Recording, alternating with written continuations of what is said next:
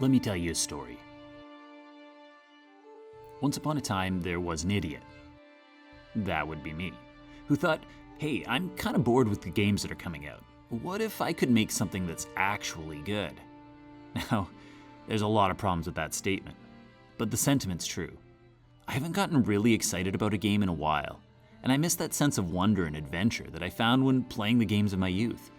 So, 2 years ago, I set out on an intrepid adventure to fix what all AAA studios were getting wrong. Surely I would succeed where so many smarter, more artistic, more skilled people than me had failed. It's a good thing I had the answer, because the world needed me to make another indie game. So, what game was I going to gift the world with that would right the wrongs of AAA mediocrity? Well, the answer was simple. Just take all of my favorite games, toss them into a pot, and see what comes out. I'd toss in a little bit of Faxanadu platforming, sprinkle in some Dragon Quest RPG elements, a dash of Final Fantasy VI storytelling, season with some classic RTS, build a base and then try to defend it spice. Then, because this clearly wasn't convoluted enough for a solo developer who was new to coding, I decided the whole thing needed a little Harvest Moon. Let's make it so each person you encounter can become a member of your village with their own story to discover.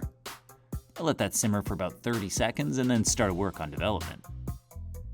Now, starting out this journey was kind of like Link in Zelda 1. I had no idea where I was supposed to go and no tools to help me on my way.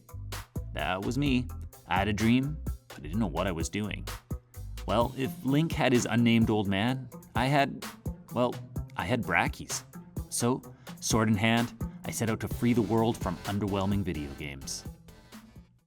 I won't get into too many details about the first year, as I've already chronicled that journey elsewhere, but this year comprised 3 main adventures. In my first summer, I started by prototyping the platforming for this Frankenstein. This resulted in a short, physics-based puzzler that felt a little bit like trying to wipe your face with a staple gun. It was painful, but I learned a lot about coding and Unity physics. I was starting to develop my art style, and I also began to home in on what type of platformer I actually wanted to make. In September of that year, I started over completely. I made a new player controller, thanks to Njinji. I also decided that since I was now a master of platformer game development, I should add a new element: RPG-style inventory and equipment. Like a peon trying to battle a frostworm with a balloon sword, this endeavor was clearly destined for success. And yet, somehow, despite myself, I managed to create a much improved iteration of my dream game. As I worked, my art style continued to develop. During this period, my pixel art graduated from disaster to, aw, isn't that nice he's trying so hard. Additionally, it was during this iteration that I came up with the idea of the Anima Cannon, a device unique to my hero, Willard, that grants him a variety of special powers. In this iteration, it allowed him to power up platforms and destroy barriers. By Christmas, I had a 3-stage puzzle platformer, but it was kind of boring. It demonstrated that I could make puzzles, but it lacked that grand sense of adventure that was the whole point of this endeavor. It was too horizontal, too linear, well, winter came. Rather than perfect the pieces I'd developed, I decided to add some new parts to this MacGyver masterpiece of a game. Clearly, if there was a problem with the platforming, level design, and world building, all that was missing was to add more stuff. I was Link, aimlessly wandering in 1,000 directions, endlessly meeting a terrible fate. That said, in the next 6 months, I was able to add a dialogue system, equipment that updates the character's sprite, and some early prototypes of combat. Perhaps most importantly, I also rebuilt my demo. This time, I ended up with 12 stages, and they were improved in almost every way. There was more verticality this time, as well as branching paths. I was actually learning from my mistakes. Additionally, you could encounter and rescue lost villagers. Well, one at least. I also wrote and recorded several songs to create a short soundtrack. At the end of my first year, I was excited, but also a little burned out. I decided that if year 1 was the year of the platformer, year 2 would be the year of the city builder and defender. My second year can be roughly divided into 4 main quests. The first was to prototype city building. Now, if I'm supposed to be Link in this world-saving scenario, then I'll have to jump to A Link to the Past as my touchstone.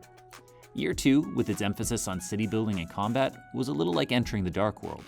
Things were still similar to the first year, but everything was more difficult and wrought with dangers. A game architecture mistake in a city builder can create cascading problems that will affect every aspect of the game that you try to make down the road. But I didn't know that yet. As the summer dawned, I was just a clueless hero, a little tired from battling a Ganem, but totally unsuspecting of what the Dark World was about to throw at me. I spent the summer prototyping. I created a few new building sprites, worked on figuring out all the crazy code I needed to make UI, to drag and drop buildings, program villagers. It was a lot. As a high school teacher, I could pretty much do this full time in the summer, yet after 2 months of doing this all day, I ended up with a game I didn't much like. You could pick up wood and stone, use it to make storage depots, which would eventually allow you to make buildings.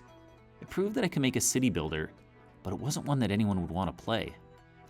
It was around this time that I took a little detour.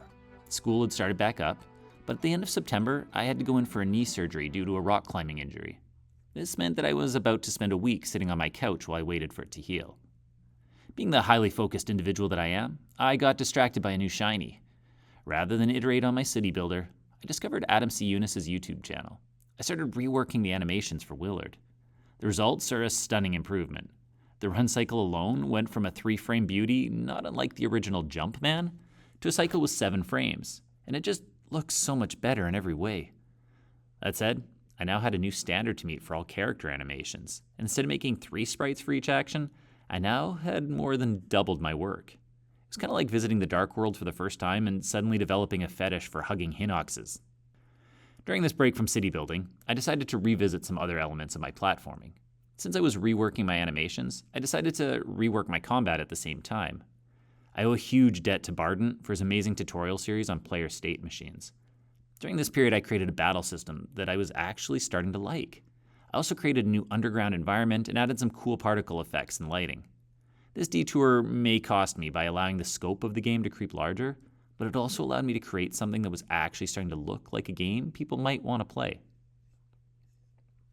With Christmas break approaching, I decided it was time to ditch the side quests and get back to the main story mission. This was the year of the city builder, after all. I decided to take what I'd learned in the summer and iterate on it.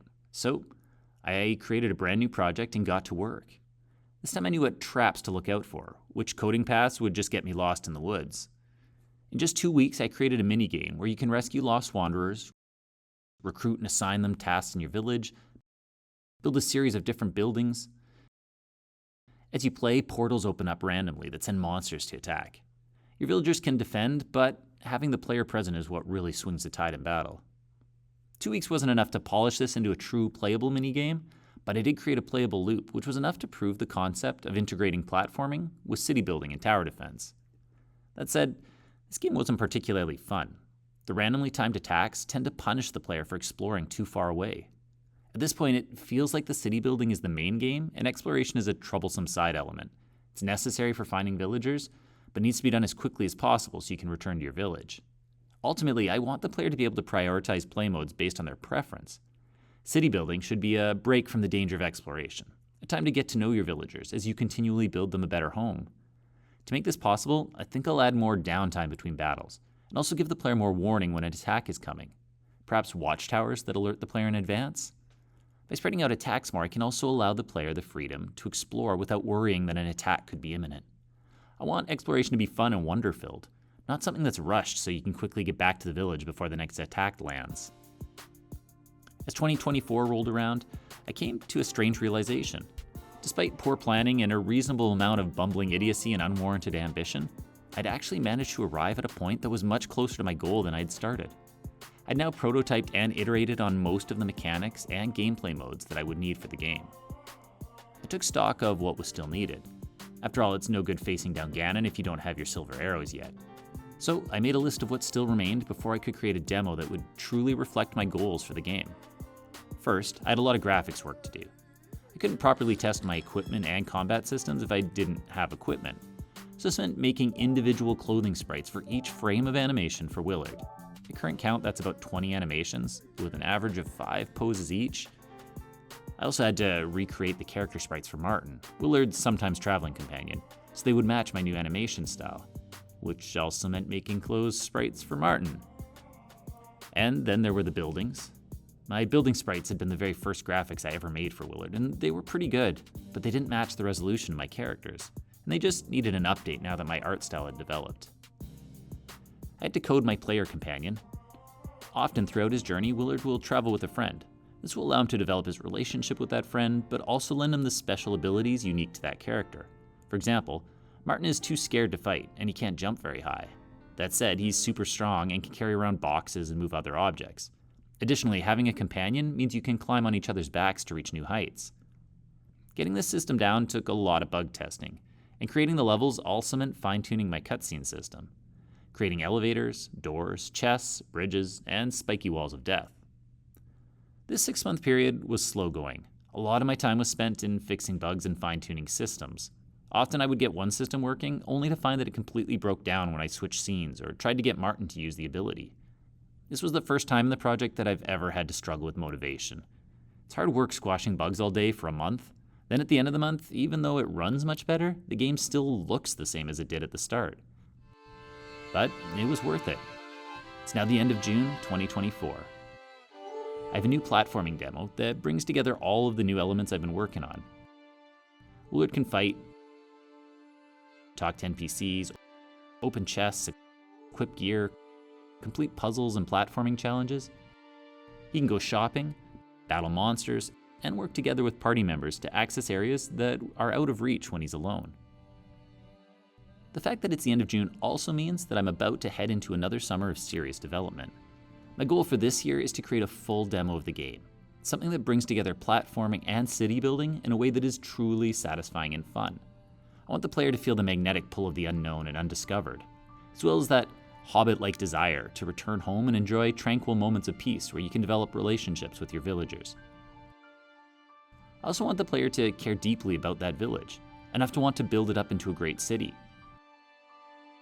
enough to want to defend it courageously against the onslaught of enemy attacks. If all goes well, maybe by this time next year I'll have a demo I can show potential publishers, or that I can put out there to find potential backers for a Kickstarter campaign. But all of that's a year away. For the moment, I'm just starting this new adventure. I'm still just that guy in green, trying to figure out which way I'm going. I'll keep you posted with more videos along the way. Until then, this is Matt with Nightrun Studio. Cheers.